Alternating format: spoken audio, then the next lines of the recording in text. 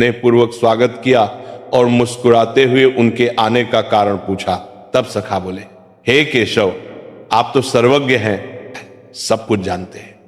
फिर भी आज मैं आपसे ये जानने के उद्देश्य से आया हूं कि मनुष्य को किन किन वृक्षों का रोपण करना चाहिए, कौन से वृक्ष भवन के सामने लगाने योग्य हैं, इन वृक्षों के लगाने से दरिद्रता दूर होती है तथा कौन से वृक्ष शत्रु, रोग, भय, भूत, पिशाच जैसे संकटों से रक्षा करते हैं। यह सुनकर भगवान श्री कृष्ण मंद मुस्कान के साथ बोले, हे सखा, आज तुमने अत्यंत श्रेष्ठ और कल्याणकारी प्रश्न किया है। यह प्रश्न केवल तुम्हारे ही नहीं, समस्त मानव जाति के कल्याण से जुड़ा हुआ है। इस संसार में वृक्षों का योगदान अतुलनीय है। वृक्ष सदा ही पूजनीय रहे, क्योंकि वे न केवल प्राणवायु प्रदान करते हैं बल्कि पृथ्वी पर जीवन का आधार भी हैं। परंतु आज तुमने भवन की सीमा में वृक्ष लगाने के विषय में जो प्रश्न किया है वह अत्यंत गूढ़ और शुभ फलदायक है। भगवान आगे बोले, वास्तव में जब कोई मनुष्य अपने घर के समीप उचित वृक्षों का रोपण करता है तो वह न केवल अपने भवन की सुंदरता बढ़ाता है बल्कि अपने जीवन में सकारात्मक ऊर्जा का संचार भी करता है। वृक्ष वातावरण को शुद्ध करते हैं, मन की शांति बढ़ाते हैं और घर से नकारात्मकता को दूर करते हैं। ऐसे शुभ पेड़ पौधे जिनकी छाया, सुगंध और ऊर्जा पवित्र होती है, वे घर में सुख, शांति और समृद्धि का आगमन कराते हैं। साथ ही ये अनेक प्रकार के वास्तु दोषों को भी समाप्त करते हैं।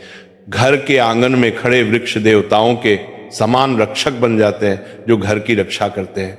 फिर श्री कृष्ण ने कहा, हे मित्र, अब मैं तुम्हें यह बताऊंगा कि कौन से पौधे घर के समीप लगाने चाहिए और किन पौधों से बचना चाहिए। परंतु उससे पहले मैं तुम्हें एक प्राचीन कथा सुनाता हूं। इस कथा के माध्यम से तुम स्वयं समझ सकोगे कि वृक्षों और पौधों का मनुष्य के जीवन पर कितना गहरा प्रभाव होता है। कौन से वृक्ष दरिद्रता को आमंत्रित करते हैं और कौन से सुख समृद्धि का प्रसार करते हैं। जो भी व्यक्ति इस कथा को श्रवण करता है उसके सैकड़ों पाप नष्ट हो जाते हैं और उसके जीवन से दरिद्रता सदैव के लिए दूर हो जाती है। भगवान श्री कृष्ण का सखा हाथ जोड़कर विनम्रता से बोले, हे केशव, मैं इस कथा को अवश्य ध्यान पूर्वक पूर्ण रूप से सुनूंगा। कृपया मुझे वह कथा सुनाइए जिससे मैं और समस्त जन यह समझ सके कि वृक्षों का घर के समीप क्या प्रभाव पड़ता है। भगवान श्री कृष्ण ने मुस्कुराते हुए कहा, हे सखा, सुनो, पूर्व काल की बात है। मध्य देश में एक अत्यंत शोभायमान नगरी थी। उस नगरी में धनेश्वर नाम का एक वैश्य अपने परिवार सहित निवास करता था। धनेश्वर धनवान था, परंतु उससे भी अधिक वह ईश्वर भक्त था। वह प्रतिदिन भगवान विष्णु की पूजा अर्चना करता, मंदिर जाता और दान पुण्य में सदैव तत्पर रहता। उसकी पत्नी सुमति भी अत्यंत सुशील, धार्मिक और गृह कार्य में निपुण थी। उनके घर में धन धान्य, सुख संपत्ति और प्रसन्नता की कोई कमी नहीं थी। भगवान की कृपा से उनका जीवन पूर्णतया आनंदमय था। इस प्रकार अनेक वर्ष शांति से बीत गए। एक दिन धनेश्वर की पत्नी सुमति ने सोचा कि आंगन को और सुंदर बनाना चाहिए।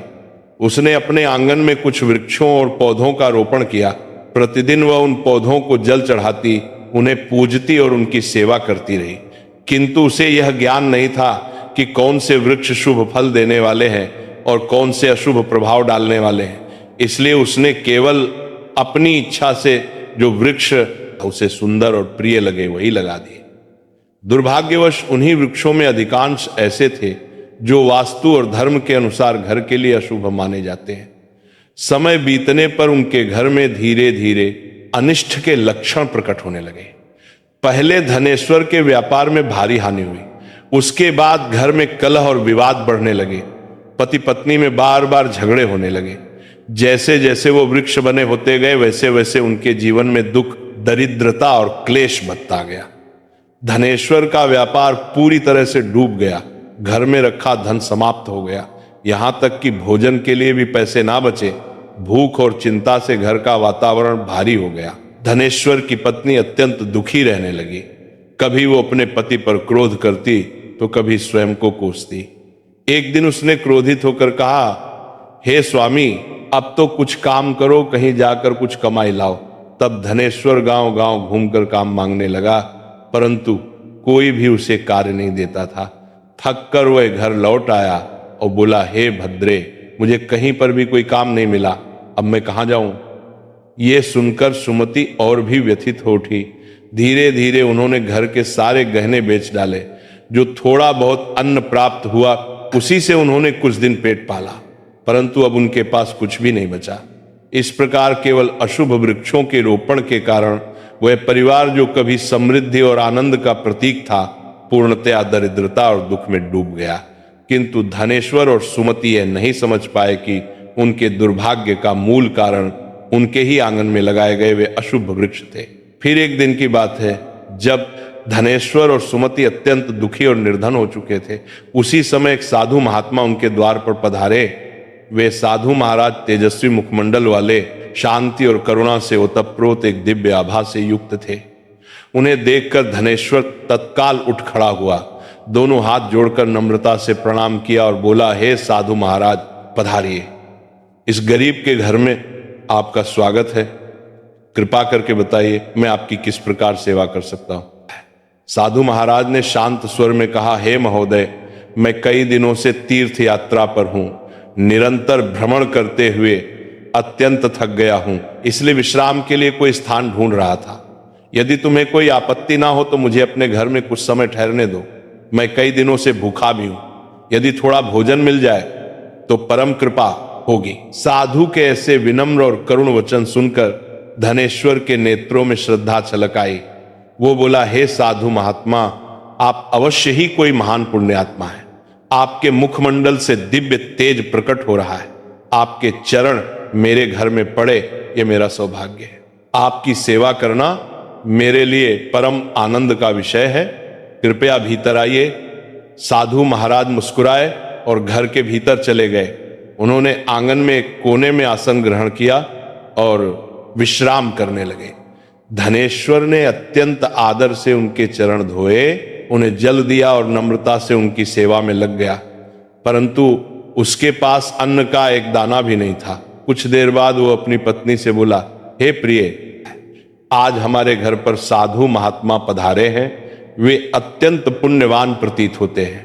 उनकी सेवा करना हमारे जीवन का सबसे बड़ा अवसर है। हमें किसी भी प्रकार उनका भोजन करना ही होगा। मैं गांव जाकर किसी से थोड़ा सा धन मांग लेता हूं। इतना कहकर धनेश्वर घर से निकल पड़ा। वह गांव के एक धनी सेठ के पास गया और विनम्र स्वर में बोला, हे सेठ जी, कृपा करके मुझे थोड़ी सी राशि उधार दे दीजिए। मेरे घर पर एक साधु महात्मा आए हैं, मैं उनकी सेवा करना चाहता हूं। सेठ ने कठोरता से उत्तर दिया, धनेश्वर, तेरे पास तो फूटी कौड़ी भी नहीं बची, तू मेरा धन कैसे लौटा देगा। धनेश्वर बोला, सेठ जी, मुझ पर दया कीजिए। मैं वचन देता हूं शीघ्र ही आपका धन लौटा दूंगा। यदि मैं ना चुका सका तो आप मेरा घर ले लीजिए। सेठ कुछ देर विचार में पड़ा। उसकी कठोरता थोड़ी पिघली और उसने कहा, अच्छा, यदि तू वचन देता है तो ये धन ले जाए, किंतु यदि लौटाया नहीं तो तेरा घर मेरा होगा। धनेश्वर ने दृढ़ स्वर में कहा, हे से मैं वचन देता हूं। फिर उसने सेठ से कुछ धन लिया और बाजार गया। वहां से दूध, चावल, सब्जियां, आटा और शक्कर आदि आवश्यक वस्तुएं खरीद कर घर लौटा। उसने प्रसन्न होकर अपनी पत्नी से कहा, हे प्रिय, अब तुम उन साधु महात्मा के लिए प्रेम पूर्वक भोजन बनाओ। सुमति ने तत्परता से रसोई तैयार की। शीघ्र ही सुस्वादु भोजन बनाकर उसने थाल में परोसा और अत्यंत विनम्रता से साधु महाराज के समक्ष रख दिया। साधु ने प्रेम पूर्वक भोजन ग्रहण किया। उनकी आंखों में करुणा और संतोष झलक रहा था। भोजन समाप्त हो जाने के पश्चात जब वो साधु महात्मा धनेश्वर के घर से प्रस्थान करने लगे तो उन्होंने प्रेम पूर्वक कहा, हे वैश्य, मैं तुम्हारी भक्ति सेवा और आदर सत्कार से अत्यंत प्रसन्न हूं। तुम्हारे भीतर जो सच्चाई और श्रद्धा है वो दुर्लभ है, इसलिए मैं तुम्हें आशीर्वाद देता हूं। जो भी तुम्हारी कामना है निसंकोच मुझसे कहो, मैं उसे अवश्य पूर्ण करूंगा। धनेश्वर अत्यंत विनम्र होकर बोला, हे महात्मा, आपका आशीर्वाद ही हमारे लिए सबसे बड़ा वरदान है, किंतु एक बात मेरे हृदय को सदा कष्ट देती है। मैंने सदा भगवान विष्णु की भक्ति की है, सत्य का मार्ग अपनाया है, किसी का अपकार नहीं किया, फिर भी मुझे दरिद्रता और दुख का जीवन क्यों भोगना पड़ रहा है? कृपा करके बताइए, ये कौन सा पाप है जिसके कारण हमारे जीवन में इतना कष्ट आया? और हे प्रभु, इस दरिद्रता से मुक्ति का क्या उपाय है? साधु महाराज ने शांत दृष्टि से उसकी ओर देखा और बोले, वत्स धनेश्वर, जब मैं तुम्हारे द्वार पर पहुंचा था तभी मुझे ज्ञात हो गया था कि तुम्हारे जीवन में घोर दरिद्रता क्यों आई है। तुम्हारा हृदय तो शुद्ध है, किंतु तुम्हारे घर के आसपास जो वातावरण है उसमें दोष उत्पन्न हो गया है। तुम्हारे घर के आंगन और सीमा के पास जो वृक्ष लगे हैं वही तुम्हारी दरिद्रता और संकटों का मूल कारण है। तुम्हारी पत्नी ने अज्ञानवश कुछ ऐसे वृक्षों का आरोपण किया है जो वास्तु और धर्म के अनुसार अत्यंत अशुभ माने गए हैं। इन्हीं वृक्षों की छाया में तुम्हारे घर की लक्ष्मी रुष्ट हो गई है। इसीलिए पहले इन वृक्षों को हटा दो और उनके स्थान पर शुभ वृक्ष लगाओ। धनेश्वर ने अत्यंत विनम्रता से कहा, हे महात्मा, आप साक्षात ज्ञान के सागर हैं। कृपा करके मुझे विस्तार से बताइए कि कौन से वृक्ष घर के समीप लगाने योग्य हैं जिससे हमारे जीवन में पूर्ण सुख, शांति और समृद्धि लौट सके, और कौन से वृक्ष हमें कभी नहीं लगाने चाहिए। मैं आपकी प्रत्येक आज्ञा का पालन करूंगा। साधु मुस्कुराए और बोले, हे वैश्य, ठीक है, अब ध्यानपूर्वक सुनो। मैं तुम्हें वे सभी पवित्र वृक्ष बताता हूं जिन्हें घर के पास लगाने से शुभ फल की प्राप्ति होती है और जीवन में दरिद्रता दूर होती है। सबसे पहले सुनो पीपल का वृक्ष। पीपल का वृक्ष पृथ्वी पर साक्षात श्रीहरि विष्णु का रूप माना गया है। किसी जलाशय या पवित्र स्थान के समीप पीपल लगाने का फल सैकड़ों यज्ञों के समान होता है। जब पीपल के पत्ते उस जल में गिरते हैं तो वे पिंड के समान होकर पितरों को तृप्त करते हैं और सभी प्रकार के पितृदोष समाप्त कर देते हैं। जो मनुष्य प्रतिदिन स्नान के पश्चात पीपल का स्पर्श करता है वह पापों से मुक्त होकर सदैव विजय प्राप्त करता है। पीपल को स्पर्श करने से लक्ष्मी की कृपा प्राप्त होती है और उसकी प्रदक्षिणा करने से आयु में वृद्धि होती है। पीपल के मूल में भगवान विष्णु, तने में भगवान शंकर और अग्रभाग में ब्रह्मा जी का निवास बताया गया है। अमावस्या के दिन पीपल को प्रणाम करने से जो पुण्य मिलता है वह सहस्त्र गोदान के समान होता है। इस संसार में पीपल के समान कोई दूसरा पवित्र वृक्ष नहीं है, क्योंकि स्वयं श्रीहरि इस वृक्ष के रूप में धरती पर विराजमान है। जो व्यक्ति पीपल को काटता है या उसकी शाखा तोड़ता है वो महान पाप का भागी होता है और एक कल्प तक नरक में यातना भोगता है। इसलिए हे वैश्य, पीपल की सेवा करो, उसे जल दो और कभी हानि मत पहुंचाओ। ये वृक्ष धन, संपत्ति और सुख का स्रोत है। साधु ने कुछ क्षण रुककर कहा, सुनो, दूसरा वृक्ष आंवले का वृक्ष। आंवला समस्त लोकों में पवित्र और शुभ माना गया है। इसे अमृत फल कहा गया है। आंवला लगाने और उसकी पूजा करने से मनुष्य जन्म मृत्यु के बंधन से मुक्त होता है। यह वृक्ष भगवान विष्णु को अत्यंत प्रिय है। जो व्यक्ति प्रतिदिन आंवले का सेवन करता है या उसकी छाया में बैठकर ध्यान करता है उसके सभी पाप नष्ट हो जाते हैं। आंवला खाने से मनुष्य की आयु बढ़ती है, उसका शरीर पुष्ट और रोग मुक्त रहता है। जो मनुष्य प्रतिदिन आंवले का सेवन करता है वह दीर्घायु, तेजस्वी और बलवान होता है। आंवले का रस जल में मिलाकर पीने से सभी प्रकार के रोगों का नाश होता है। विशेषतः नेत्र, त्वचा और मन के विकार दूर होते हैं। यदि कोई व्यक्ति आंवले का जल स्नान में मिलाकर स्नान करे तो उसके जीवन से दरिद्रता, क्लेश और दुर्भाग्य दूर हो जाते हैं तथा वह सभी प्रकार के ऐश्वर्य और सौभाग्य का अधिकारी बनता है। जिस घर में आंवला सदा विद्यमान रहता है वहां पर दैत्य, राक्षस और नकारात्मक शक्तियां कभी प्रवेश नहीं करती। एकादशी के दिन यदि आंवले का दर्शन या सेवन किया जाए तो मनुष्य को वह पुण्य प्राप्त होता है जो समस्त तीर्थों के स्नान से भी अधिक होता है। अपने केशों में आंवले का प्रयोग करने वाला मनुष्य दीर्घायु होता है और उसे मृत्यु के पश्चात पुनः इस नश्वर लोक में जन्म नहीं लेना पड़ता। जिस घर के द्वार या आंगन के पास आंवले का वृक्ष होता है वहां साक्षात श्री लक्ष्मी नारायण का निवास माना गया है, क्योंकि वह स्थान पवित्र, समृद्ध और शांति से भरा रहता है। अब सुनो साधु आगे बोले। तीसरा शुभ वृक्ष है अशोक का वृक्ष। इसके नाम में ही शोक का नाश निहित है। अशोक वृक्ष में अप्सराओं का निवास कहा गया है। यह वृक्ष शोक, निराशा और दुख को नष्ट करने वाला है। जिस घर के पास अशोक वृक्ष होता है वहां सदैव सुख, शांति और सौंदर्य बना रहता है। यह वृक्ष मन को शीतलता और हृदय को प्रसन्नता प्रदान करता है। देवी लक्ष्मी ने स्वयं कहा है कि अशोक के समीप निवास करना उन्हें अत्यंत प्रिय है, क्योंकि यह वृक्ष घर के वातावरण को पवित्र और सौभाग्यवर्धक बनाता है। जब देवी सीता माता रावण द्वारा लंका ले जाई गई तब उनका निवास अशोक वाटिका में हुआ था। अशोक के वृक्षों ने उस कठिन समय में माता सीता को छाया, शांति और धैर्य प्रदान किया था। इसलिए माता सीता ने इस वृक्ष को यह वरदान दिया कि तो जहां भी अशोक का वृक्ष होगा वहां मेरा आशीर्वाद और देवी लक्ष्मी का निवास सदा रहेगा। इसलिए अशोक का वृक्ष कर को वृक्ष घर के समीप लगाने से घर में शांति, सौभाग्य और पारिवारिक प्रेम बना रहता है। चौथा वृक्ष सुनो, पाकड़ का वृक्ष। यह वृक्ष अत्यंत पुण्यदायी माना गया है। जो मनुष्य पाकड़ का वृक्ष लगाता है वह महायज्ञ के समान पुण्य प्राप्त करता है। विशेषता कलयुग में जब यज्ञ, तप और दान करना कठिन हो जाएगा तब केवल एक पाकड़ का वृक्ष लगाना ही सैकड़ों यज्ञों का फल देने वाला होगा। इस वृक्ष की छाया में देवता निवास करते हैं और इससे परिवार में स्थिरता, सम्मान और समृद्धि आती है।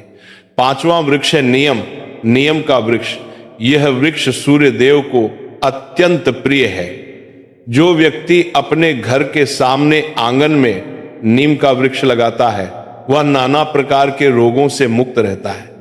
नियम की वायु और पत्तियां वायु, जल और शरीर को शुद्ध करती है।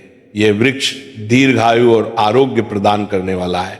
मां लक्ष्मी को नीम के पत्ते अत्यंत प्रिय है, इसलिए वे ऐसे घर में निवास करती हैं जहां नियम का वृक्ष आरोग्य प्रदान करने वाला है। नियम के नीचे तुलसी का पौधा लगाने से वह स्थान देवालय के समान पवित्र हो जाता है। जिस घर के द्वार पर नियम का वृक्ष होता है वहां धन संपत्ति का अभाव कभी नहीं रहता। अब सुनो, छठा वृक्ष जामुन का वृक्ष। जो व्यक्ति कन्या की प्राप्ति की कामना करता है उसे जामुन का वृक्ष अवश्य लगाना चाहिए।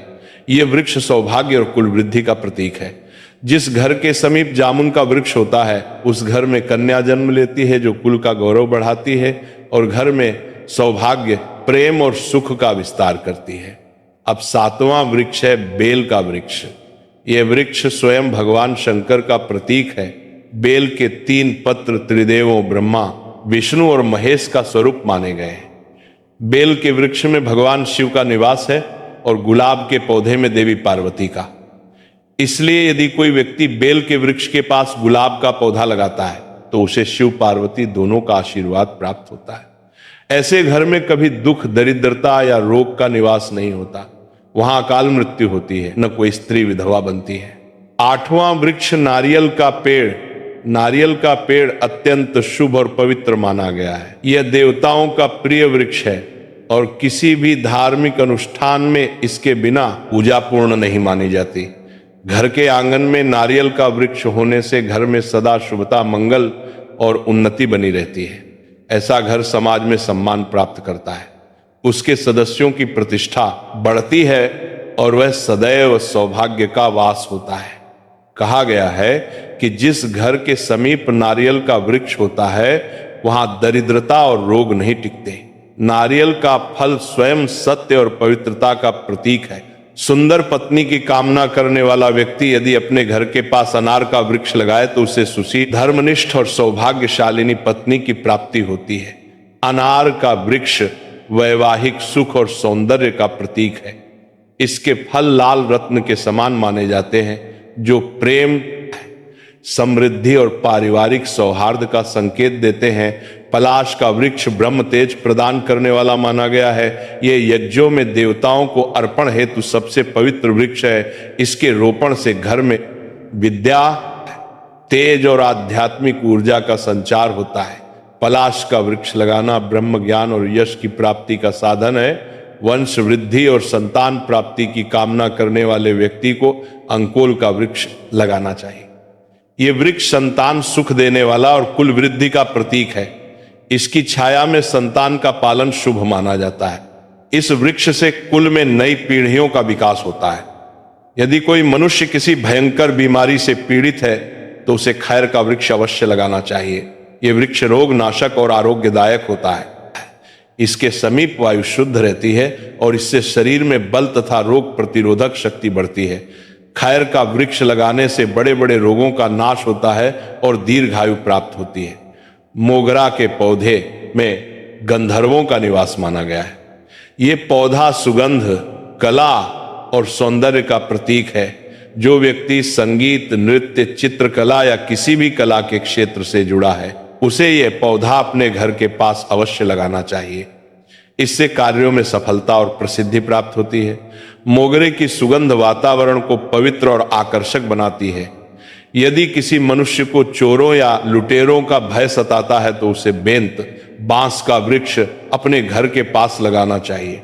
ये वृक्ष रक्षक के समान कार्य करता है, चोरों को भयभीत करता है और घर की सुरक्षा करता है। इसके रोपण से शत्रु दूर रहते हैं और घर में स्थिरता बनी रहती है। चंदन और कटहल के वृक्ष दोनों ही पुण्य और लक्ष्मी प्रदान करने वाले हैं। चंदन का वृक्ष शांति, भक्ति और पवित्रता का प्रतीक है, जबकि कटहल का वृक्ष समृद्धि और संतोष प्रदान करता है। इन दोनों वृक्षों के घर में होने से दुख, दरिद्रता और भय समाप्त हो जाते हैं। घर की उत्तर दिशा में यदि पाम, ताड़पाम या कनक चंपा के पौधे लगाए जाए तो घर में धन संपत्ति और वैभव की वृद्धि होती है। ये पौधे वास्तु के अनुसार धन के आगमन के प्रतीक हैं और व्यापार में सफलता लाते हैं। केले का पेड़ अत्यंत शुभ माना गया है। इसके प्रत्येक भाग में देवी देवताओं का वास बताया गया है। केले के पेड़ में स्वयं भगवान विष्णु का निवास होता है, इसीलिए पूजा अर्चना में इसका विशेष स्थान है। घर के आंगन या मंदिर के पास केला लगाने से घर में सुख, समृद्धि, आरोग्य और धन की कभी कमी नहीं रहती। गुरुवार के दिन केले के पेड़ की पूजा करने से बृहस्पति देव प्रसन्न होते हैं और परिवार में स्थिर लक्ष्मी का निवास होता है। हर श्रृंगार यानी पारिजात का पौधा भी अत्यंत दिव्य और पवित्र है। इसकी उत्पत्ति समुद्र मंथन के समय हुई थी और उसी समुद्र मंथन से मां लक्ष्मी भी प्रकट हुई थी। इसीलिए पारिजात का सीधा संबंध लक्ष्मी कृपा से है। जो व्यक्ति अपने घर के आंगन में पारिजात का पौधा लगाता है उसे महालक्ष्मी की विशेष कृपा प्राप्त होती है। उसके घर में आनंद, सौभाग्य और चिरस्थायी शांति बनी रहती है। फिर साधु महाराज गंभीर होकर बोले, किंतु हे वैश्य, जैसे शुभ वृक्ष सुख प्रदान करते हैं वैसे ही कुछ वृक्ष अशुभ फल देने वाले होते हैं। इनसे सदा दूरी रखनी चाहिए। मनुष्य को कभी भी ताड़, खजूर या पाम का वृक्ष अपने घर के पास नहीं लगाना चाहिए। यह वृक्ष संतान नाशक माना गया है। जिस घर के समीप वृक्ष होता है वहां संतानों की उन्नति रुक जाती है और परिवार में असंतोष बढ़ता है। इसी प्रकार बहेड़े का वृक्ष भी घर के समीप नहीं लगाना चाहिए, क्योंकि इस वृक्ष पर प्रेत और अशुभ शक्तियों का वास माना गया है। जो व्यक्ति बहेड़े का वृक्ष लगाता है वह स्वयं प्रेत योनि में चला जाता है। इसके नीचे बैठकर कभी पूजा पाठ नहीं करनी चाहिए, न भोजन करना चाहिए, न विश्राम। अगर किसी मनुष्य को शत्रुओं का भय सता रहा हो तो उसे अपने घर के समीप केवड़े का वृक्ष अवश्य लगाना चाहिए। यह वृक्ष शत्रुओं का नाश करने वाला और रक्षक माना गया है। इसके प्रभाव से शत्रु स्वयं दूर भाग जाते हैं और घर की रक्षा होती है। साधु महात्मा आगे बोले, हे वैश्य, ध्यान रखो, घर में कुछ ऐसे पौधे और वृक्ष होते हैं जिनका रोपण करना अत्यंत अशुभ माना गया है। मनुष्य को कभी भी ऐसे पौधे नहीं लगाने चाहिए जिनके तने या शाखाओं को काटने या तोड़ने पर दूध निकलता हो। ऐसे पौधों में नकारात्मक शक्ति का वास होता है जो परिवार में कलह, चिंता और दरिद्रता लाते हैं।